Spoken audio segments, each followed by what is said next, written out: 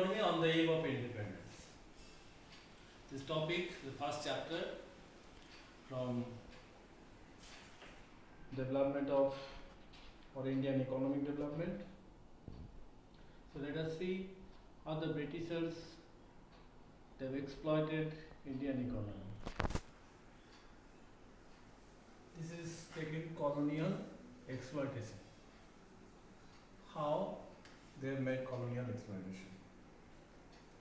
Indian economy under the British rule was subject to colonial exploitation. It implied a targeted exploitation of all sectors of the economy by which British government. This is how these three sectors, the agriculture sector, industrial sector and international trade. Let us see how the agriculture sector exploited. Agriculture sector was exploited through Jamindari system of land revenue. Who are the Jamindars? Jamindars were declared as the owner of the soil. The British government,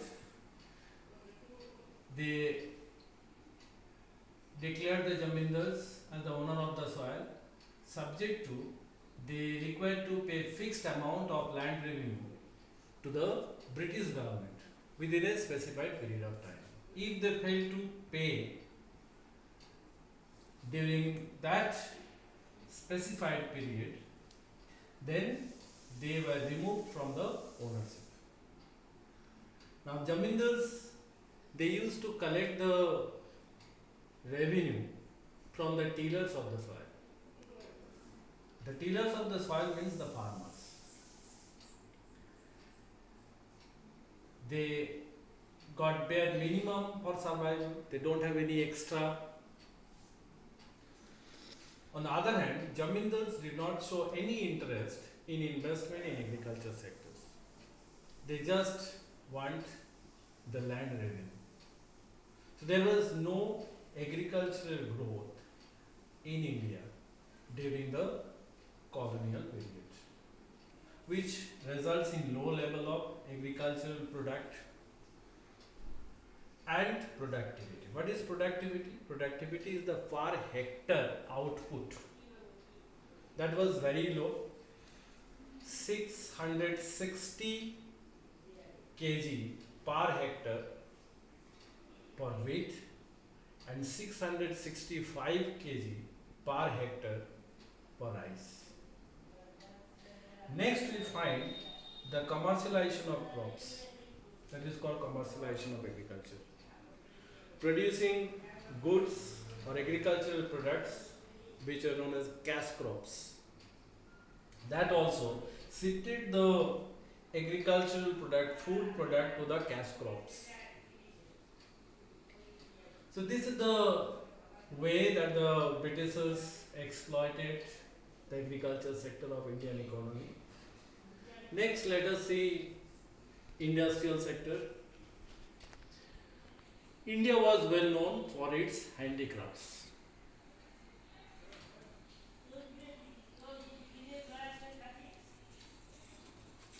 Handicrafts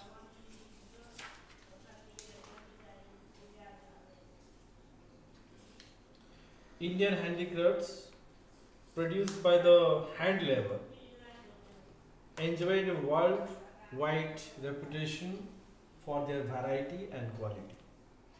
But these were destroyed by British government mainly in two ways: heavy export duty and duty-free import of British finished goods. Heavy export duty. What does it mean? It means that foreign demand for the Indian handicrafts was destroyed by way of heavy duty on their exports. Means if any Indian they want to export the handicrafts to the other countries, they imposed heavy duty on it. Obviously it become costlier for the foreign countries and they are not showing any interest to import from India. Secondly, duty-free import of British finished goods. Now these products, the machine-made products, particularly the clothes, the machine-made clothes which are exported from British, or in other words, India imported that time, where there is no duty, so it becomes cheaper in Indian market compared to Indian handicrafts, obviously, which exploited the handicrafts industries in India. Next, lack of capital good industries. What is capital good industry? Capital goods industry means industries which can produce machine tools which are in turn used for producing articles for current consumption. In India, there were no capital goods industries. So there is no industrial development. Next, industrial contribution to GDP was very low. Since there are less industries, so less industrial output, obviously the contribution of industrial sector in GDP was very low. What is GDP? GDP is gross domestic product. Gross domestic product means it refers to the money value of all final goods and services produced by an economy during a year. Final value of goods and services. So, that time the agriculture sector's contribution was 50% and the remaining 50% that is tertiary sector and industrial sector. So, industrial sector was very less.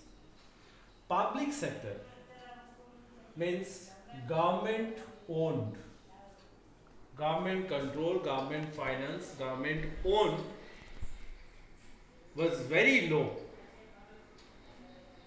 This public sector confined to only railways, power generation, communication and ports. So you have seen how the Britishers exploited the industrial sector of Indian economy. The next is international trade.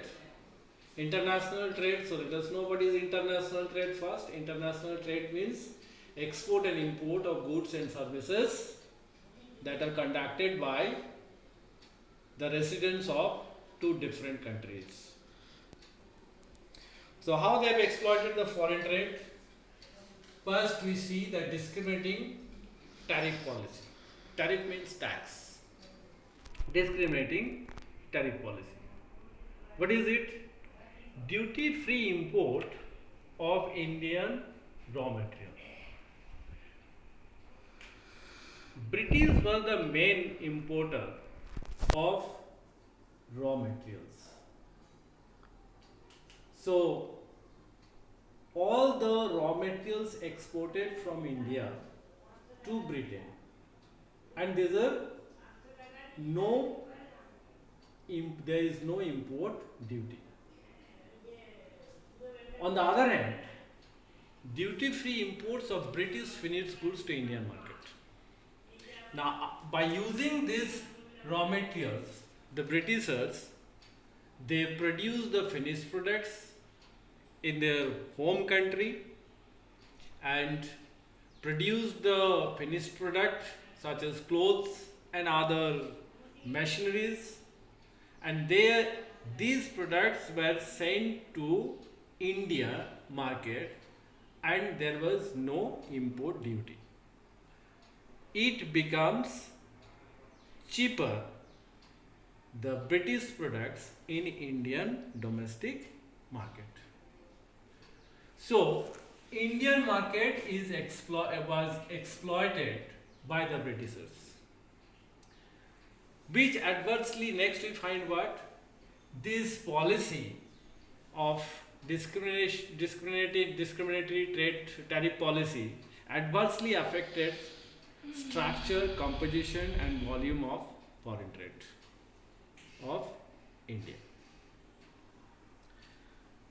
Rather, we find 50% of India's foreign trade restricted to Britain only, and the remaining some other countries, Sri Lanka, China, and Iran.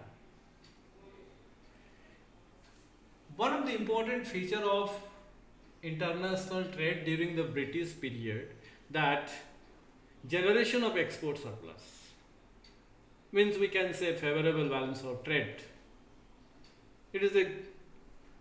It sounds good, but this surplus did not result flow of gold into India, rather used to make payments for Britishers' office expenses, expenses on war, and import of invisible items by British government, which led to drain of Indian wealth.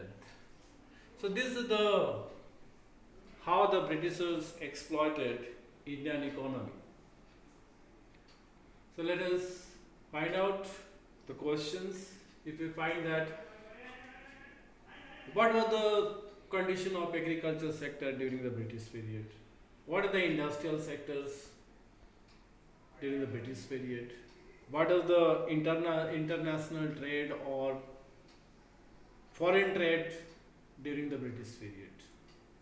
Another questions we can find out from here: what is the zamindari system? What is commercialization of crops?